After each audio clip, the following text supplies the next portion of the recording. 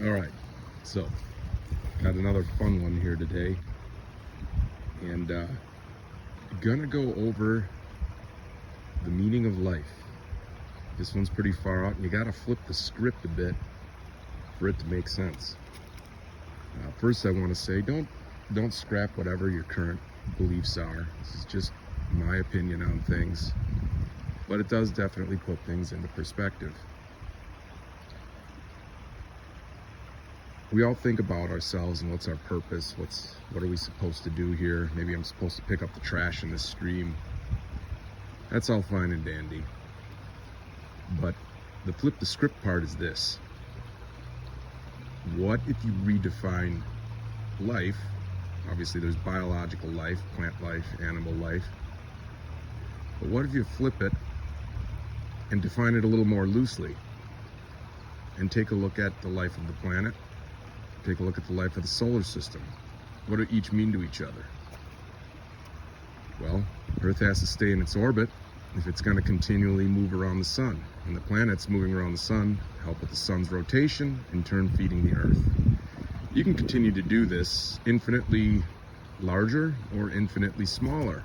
And you're going to find that a lot of these systems work the same, and what they're all trying to do is maintain equilibrium. The reason for that would be just to keep the system going. In the case of our solar system, which is where I'll kind of stop and not go any larger, but you could really to the galaxy and the universe, etc., etc. Think of these things as maintaining balance. So what would a person's purpose be here on the planet? Well, I would say to help maintain equilibrium.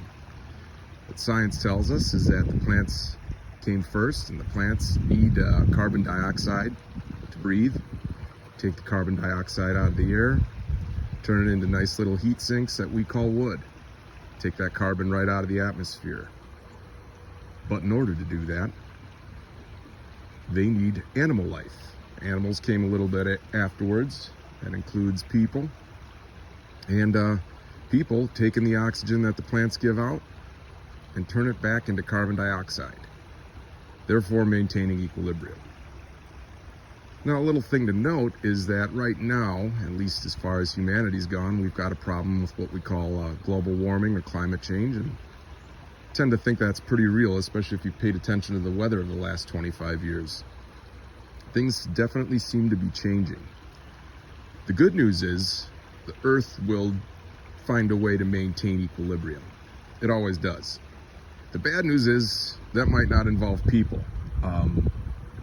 This is going to be over time. This isn't something that's going to be happening overnight. But as we deforest and cut all that stuff down, well, it becomes harder for the Earth to maintain equilibrium, and the Earth is going to say, hey, the monkeys are out of control here, and I'm going to need to correct it. That could come in the form of temperature change, new pathogens, whatever. But the Earth is going to be here because the Earth's job is to stay in its orbit, not shed its mass into outer space because there's too much atmosphere here. And that's really what you're looking at. A person's purpose on this planet is to help it maintain equilibrium. So think about that the next time you fill up that gas guzzler, which I'm guilty of sometimes. The Earth is going to win out. It always does. It has many systems in place to help maintain that equilibrium, and